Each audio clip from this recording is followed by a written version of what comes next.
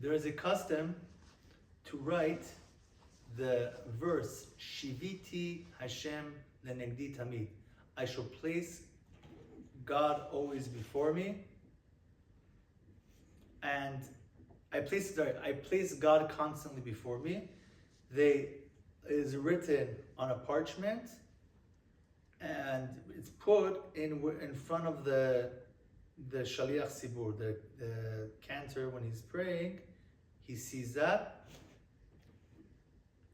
and that's not forbidden. Now, the reason that that's okay and the ketoret is different is because this verse, I am placing God constantly before me, gives you a stronger faith in God and fear of God.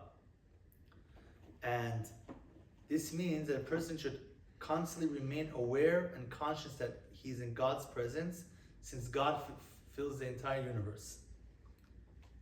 And it's a fundamental principle that one must master in order to follow the path of God.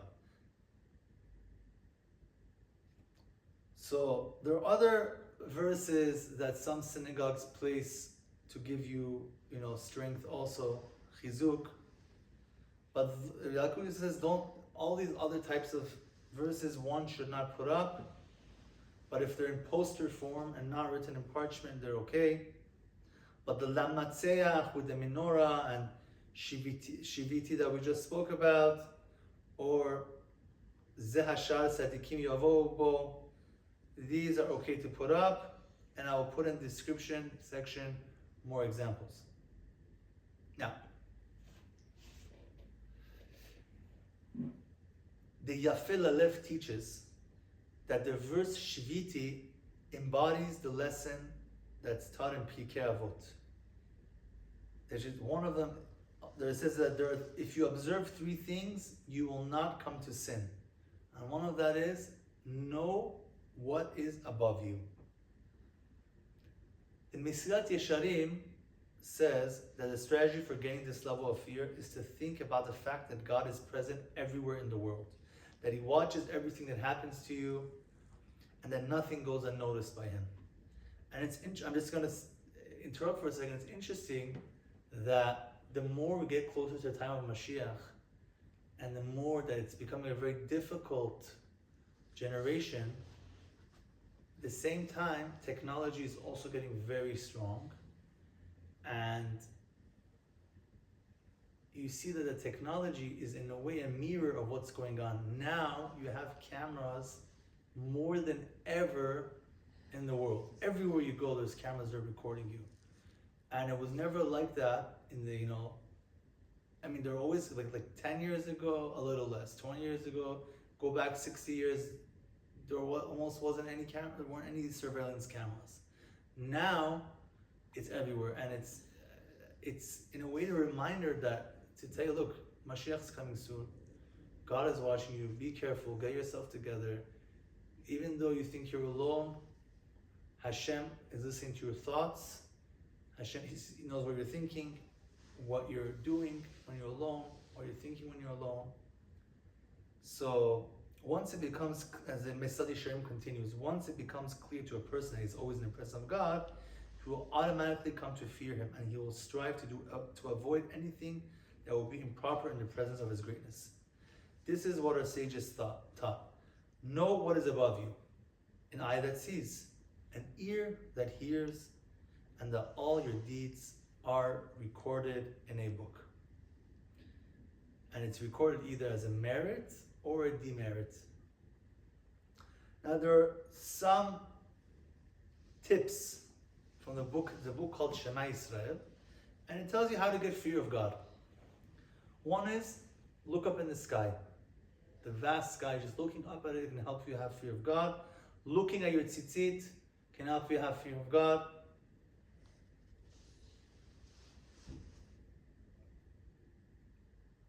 Learning Torah, wearing Rabbeinu Tam tefillin. To spend as much time in the synagogues and the Torah study halls. To be careful to only speak permissible speech.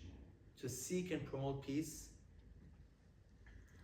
To fulfill the mitzvah of standing in honor of elderly people and Torah scholars. to study Torah constantly, to behave with the utmost humility, to keep the works of Rambam in your home. Buy it. Buy Rambam. Put it in your house. Studying the Arba Turim and Bet Yosef and Shulchan Aruch regularly. To eat Shabbat meals specifically in the honor of Shabbat. Not to pig out, but I am eating this in the honor of Shabbat. That also creates fear of God. And to speak only sparingly, spending long periods in silence.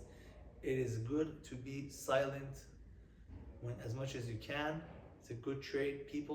The media has made it that if you're silent, you're not social, you're not cool. The more you talk, the more approachable you are, the more friendly you are, whatever it is. Now,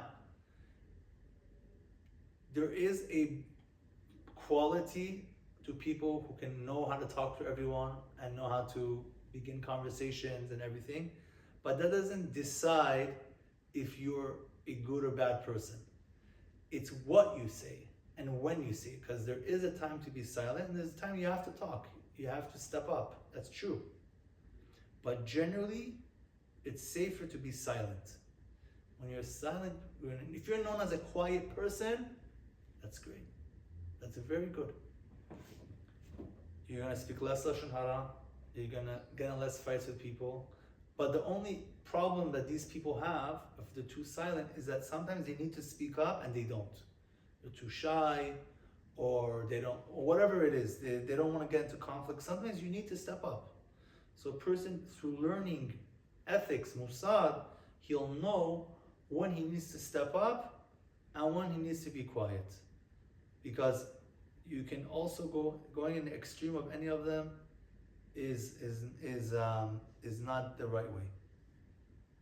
And also praying to Hashem to help us attain a fear of God.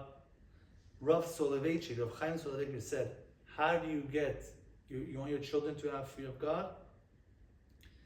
For a boy, the more the father learns of the son, it gives him fear of God. And the more that the mother sheds tears as she prays for him after lighting the Shabbat candle, then that will help him have Yirat Shamayim. And a person should be careful who he associates with. That can change your fear of God. When you buy a house and move to a new neighborhood, don't look at the house yet. First, which neighborhood am I moving to? What's in that neighborhood? Who are the neighbors? Are there synagogues, Bet Knesset close by? All of these things you have to look at first, the spiritual aspect, and then look, okay, is it a nice house? Do I want this kind of house? Do I want this appearance? That's afterwards, not the opposite.